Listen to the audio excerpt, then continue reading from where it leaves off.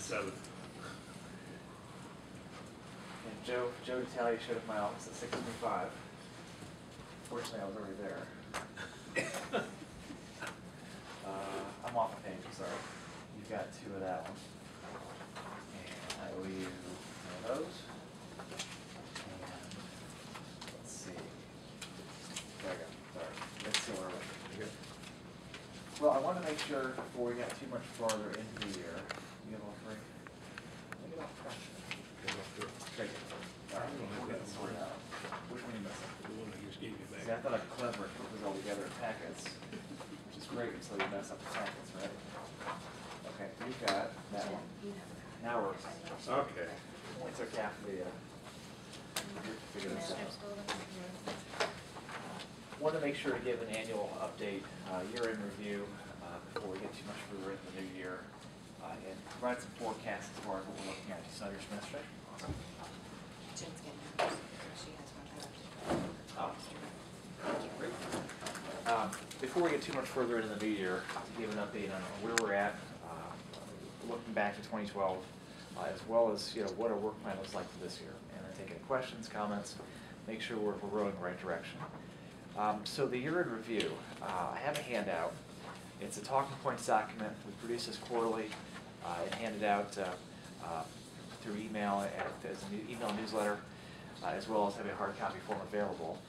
In the bottom left of the front page talks about the numbers in terms of investment projected by companies that chose to locate or expand in the community last year, as well as potential job creation, job retention. We typically compile these kind of numbers, but for us, we don't look at them very long because we look more at the numbers of hours we spend working with companies, the kind of impact we can have just through our everyday activities. So for example, during 2012, I met with 49 different companies, so 49 distinct companies, and from that, 24 of those produced a referral to somebody else. So just about half, meet with the company, how's business, what are the impediments, what can we help with.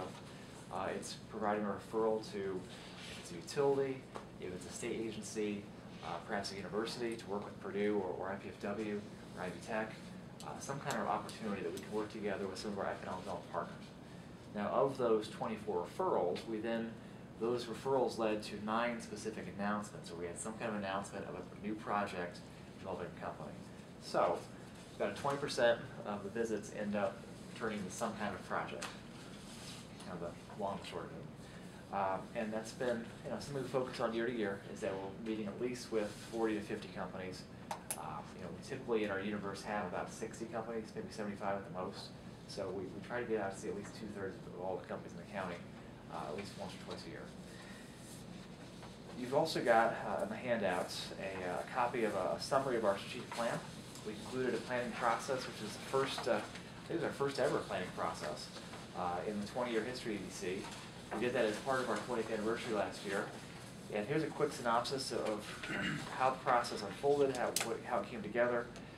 We started with refining our mission, make sure we're focused on exactly what our mission is to lead a really comprehensive program that serves all corners of the county, but it's comprehensive also working with companies at all stages of business, and looking at retaining and expanding employment opportunities for local residents, as well as bringing investment to the county.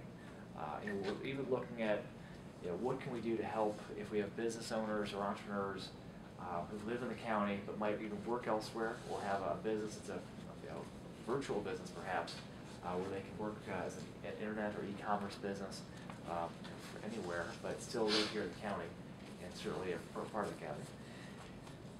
We also focus on our vision to be the focal point for building, planning, equipping companies.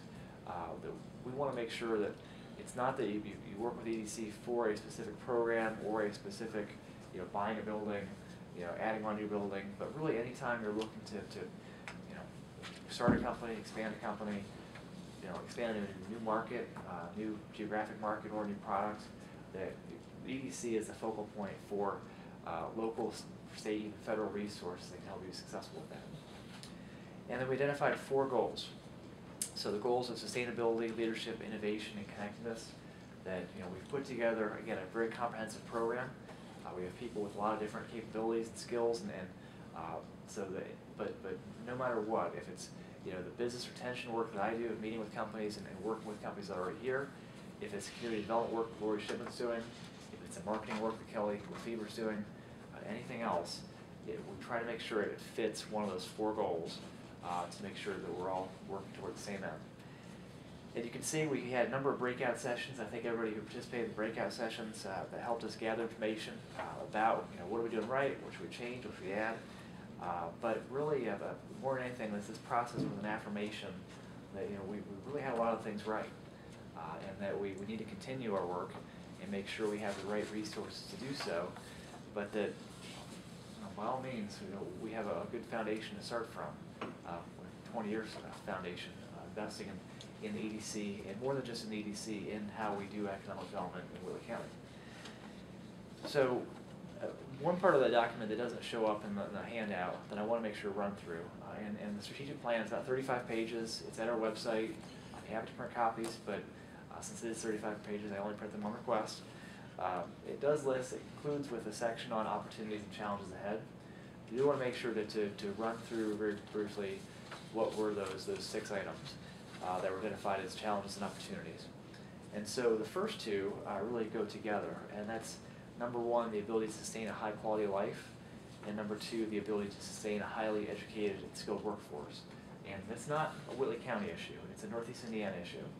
It's being addressed at a regional level, and we're part of that process.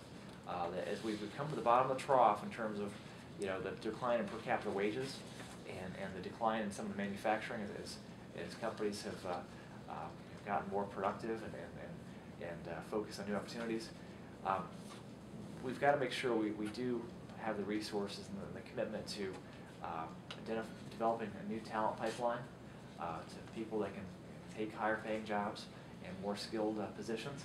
And guess what? Then those people will earn more and create more wealth in the community to support a higher quality life. So if they go together, it's an important consideration for us to be aware of, but I think the solutions are going to be how do we work with the regional partners, if it's through the Mayors and Commissioners Caucus, if it's through the Vision 2020 initiatives, other efforts that are taking place and bringing people together throughout Northeast Indiana. Next, we have development of a spec building program. We had a strong recommendation from a site location consultant who participated in our planning process to look at our inventory of buildings and make sure we have the inventory that's going to attract new business. And so Redevelopment Commission, of course, is looking at a spec building project. That was a recommendation as far as an opportunity that helps us, again, then address a potential challenge or weakness, which is what kind of available properties we have in the community as far as buildings.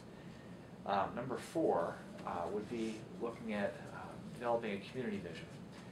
We identified early in our process we weren't going to try to sort out what's Whitley County going to look like in 20 years.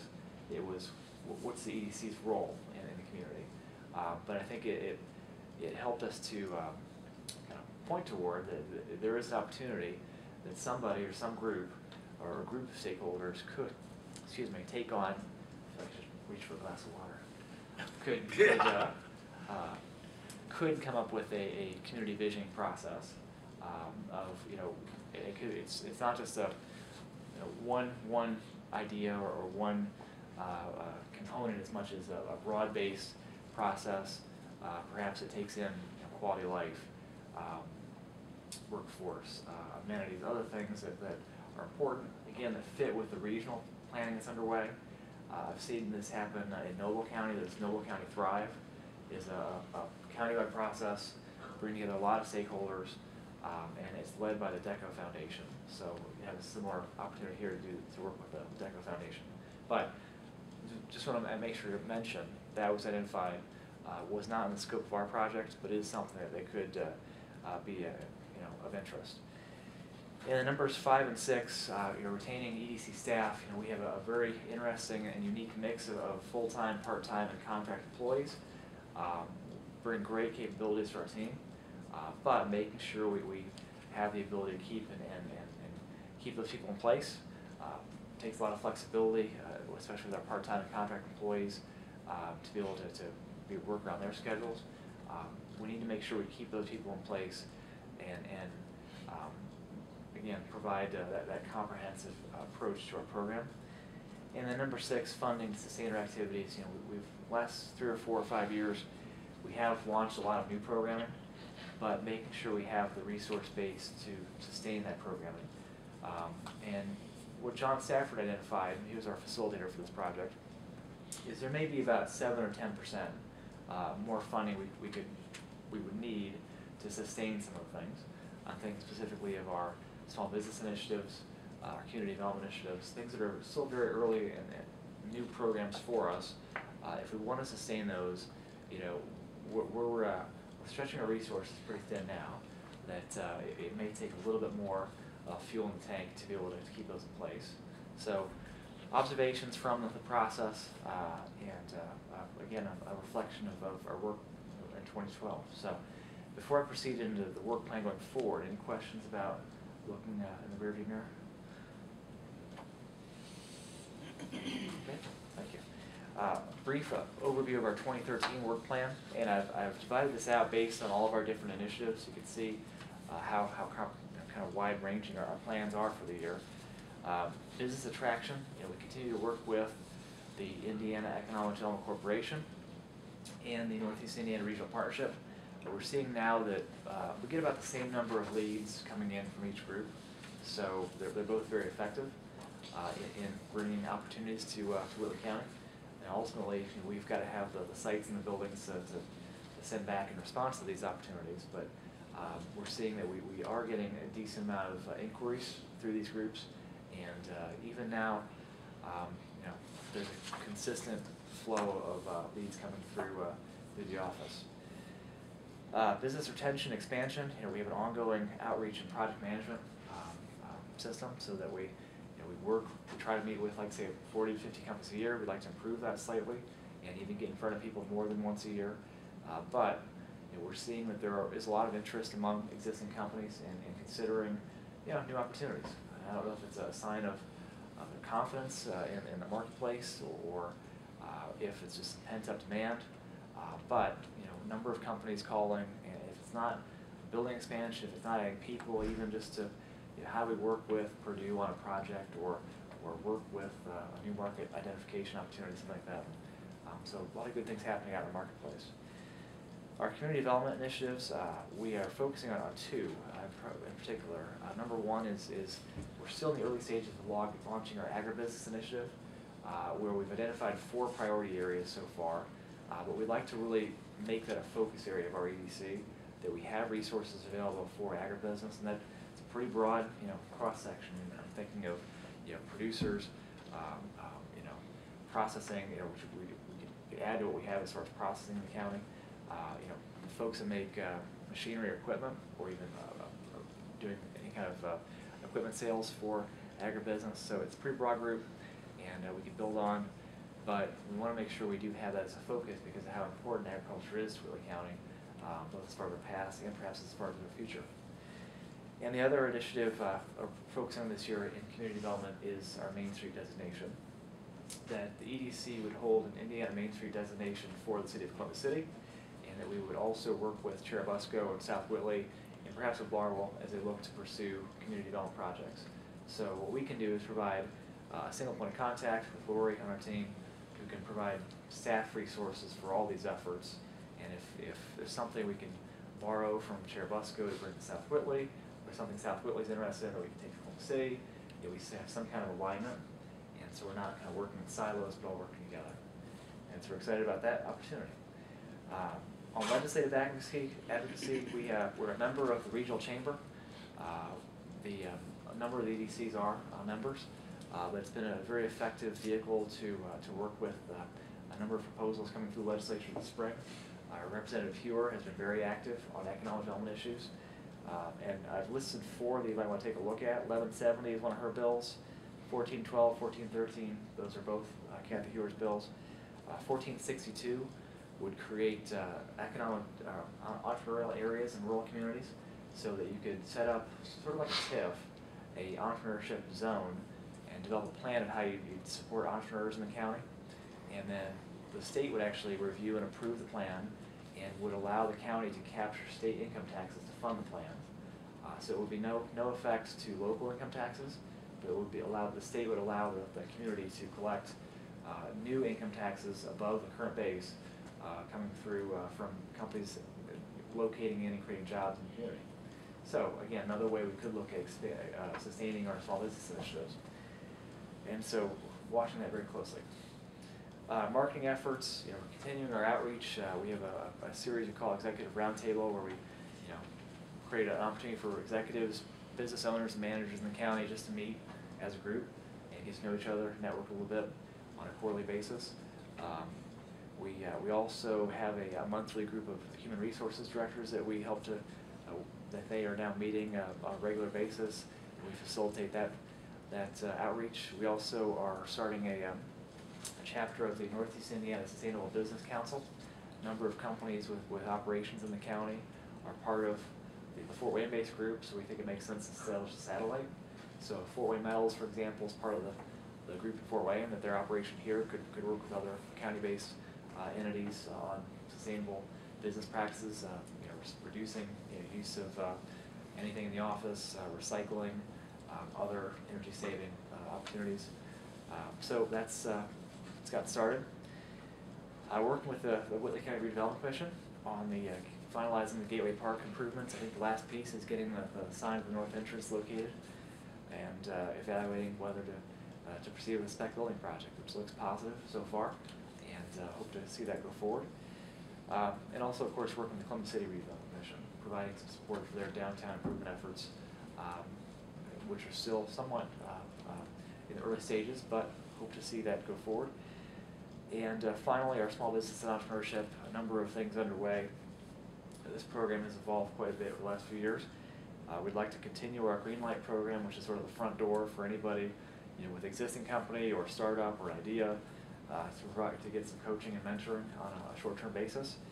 We've launched our Market Maker series, which is focused on companies that want to pursue some kind of new product development or market development opportunity. We have 9 participants in that program. We would like to start a mentoring program to connect business owners, entrepreneurs with people who've been there in the same situations. We'd like to reestablish our advisory board for that program with some new faces, and then find some kind of program to replace our what we call our New Ventures program. That's our 16-week business planning program.